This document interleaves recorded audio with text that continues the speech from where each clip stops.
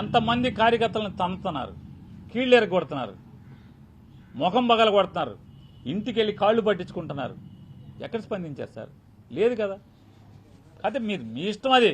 కాకపోతే మీరు ప్రజలకు కూడా మీ మాట ఓన్లీ 4 గోడల మధ్య తలుపేసి ఎవరికి చూపించకుండా మీరు మాట్లాడుకుంటే ఎవరికి అభ్యంతరం లేదు.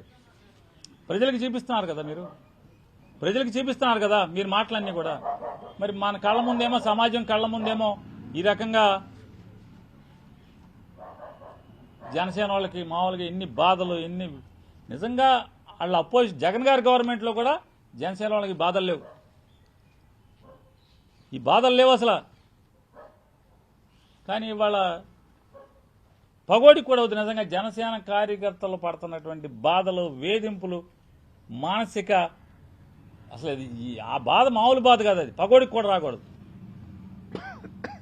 మరి ఏమీ తెల్లనట్టు నేను ఊరుకోనంటారు. మరి ఇవన్నీ ఎప్పటికి? ఇంకా ఈ 5 ఏళ్ళు, ఇంకా 3 ఏళ్ళు ఉంది. 3 ఏళ్ళు కూడా అప్పటికి తీస్తారా మీరు? సంతోషం మాకేంది, అది మీ ఇంటర్నల్ ఇష్యూ అనుకోండి, మీరు చూసుకోండి. ఇక ఆయన చెప్తారు, ఏమంటారు, మనం వెళ్ళి ప్రచారం, మహారాష్ట్ర వెళ్ళి ప్రచారం చేసి వస్తే 95% స్ట్రైక్ రేట్, మనం వెళ్ళిన చోట 95% గెలిచిందని చెప్తున్నారు. ఇక్కడ 100% స్ట్రైక్ రేట్ అని చెప్పారు. వారు ఇంకోటి కూడా చెప్పారు, మీలో ఆయన మాట్లాడింది, కార్యకర్తల ఉద్యమిల్లారా, మీలో సత్తు ఉంటే, సరుకు ఉంటే మీరు ఎదగాలి, మీరు నాయకత్వం, మీరు నాకెందుకైనా కుదరదు, మీరే బాగా ఎదగాలి, ఎమ్మెల్యేలు అవ్వాలి. 100% స్ట్రైక్ రేట్. అప్పుడు ఎవడాడు ఎమ్మెల్యేలు మీ దగ్గర గెలిచింది? నుంచున్నది ఎవడాడు? ఏనాడన్నా జెండా మోసారా? జనసేన జెండా ఇప్పుడు మోసారా? ఎవరికి ఇచ్చారండి మీరు టికెట్లు? ఎవరాళ్ళు? చంద్రబాబు నాయుడు గారు మేడలో ఈ జనసేనను బోర్డు వేసి పంపిస్తే గబగబా అని తీసుకెళ్లి నుంచోబెట్టుకున్నటువంటి మీరు కార్యకర్తల గురించి, ఉద్యమీల గురించి ఎదగండి, మీరు పెంచుతానని చెప్పి మీరు మాట్లాడతారు. తప్పేం లేదు, మీ ఇష్టం, అది మీ పార్టీ మీ ఇష్టం అనుకో.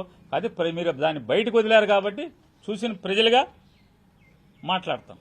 ఇంకోటి కూడా చెప్తారు మీరు అర్థం కాక. ఏంటంటే మీరేమంటారు, సీజ్ ద షిప్ అన్నాను, ఉప ముఖ్యమంత్రి మీరు సీజ్ ద షిప్ అన్నాను అంటే ముందు ఆయన ఆ మంత్రి కూర్చున్నట్టున్నాడు, కన్సర్న్ సీజ్, ఆ షిప్ మంత్రి సీజ్ మంత్రి కూర్చున్నట్టున్నారు. 2 మంత్రులు ఉన్నారు కదా, 2 మంత్రులు, ఒక ఆయన సీజు, ఒక ఆయన షిప్, ఒకళ్ళని అడుగుతున్నట్టున్నాడు. ఎన్నాళ్ళు ఆపగలిగాం మనం అంటే 4 రోజులు 5 రోజుల 4 రోజులు 5 రోజులు కూడా ఆపలేకపోయాం, అంతకు మించి మనం ఆ షిప్ని. అంటే నారా చంద్రబాబు నాయుడు గారి ప్రభుత్వంలో ఈ రాష్ట్ర ఉప ముఖ్యమంత్రి సీజ్ ద షిప్ అని చెప్పని అక్రమ బియ్యాన్ని సీజ్ చేయిస్తే 4-5 రోజులు కూడా ఉప ముఖ్యమంత్రి దాన్ని నిలబెట్టలేకపోయానని సాక్షాత్తు జనసేన ఉద్యమీల దగ్గర ఆయన బాధ చెప్పుకున్నాడు. ఆయన 4-5 రోజుల నుంచి ఆపలేకపోయాను నేనని చెప్పని.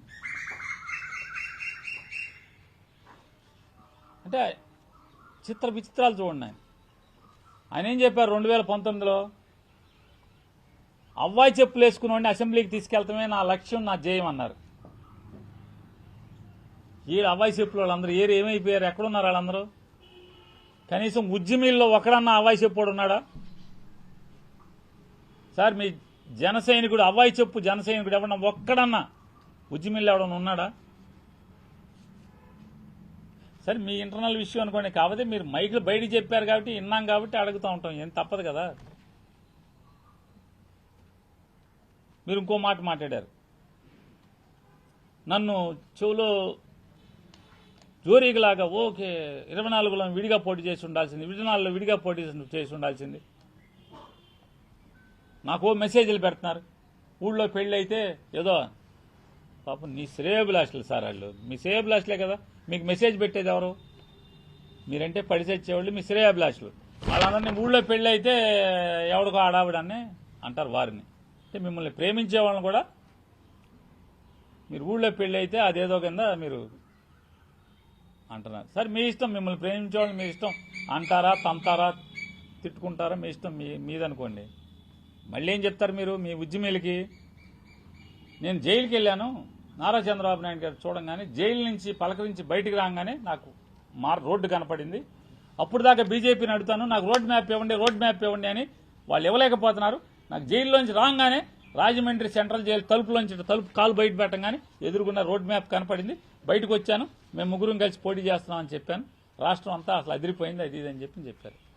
సరే, ఇది తప్పు సార్. మీరు 2022 ఇప్పటం సభలో మీరు చెప్పారు, ముగ్గురు ఓట్లు చీలనివ్వను జగన్మోహన్ రెడ్డికి వ్యతిరేకంగా, బీజేపీని టీడీపీని నేను కలిసి వెళ్ళాలి, మనకు అది లేదు, మనకి ఇది లేదు, సరుకు లేదు, సత్తా లేదు, మీరు రెచ్చిపోబాకండి అని చెప్పని మీరు ఆ సభలోనే చెప్పారు. 2020 మార్చిలో మీరు అంటే జగన్ గారు ఎక్కిన 2 ఏళ్లకే మీరు మేమంతా కలిసి వెళ్తామని చెప్పి జైలు నుంచి తలుపు తీయగానే రాజమండ్రి తలుపు తీసి కాలు బయటట్టంగానే రోడ్ మ్యాప్ కనపడిందని ఇవాళ మీరు చెప్తే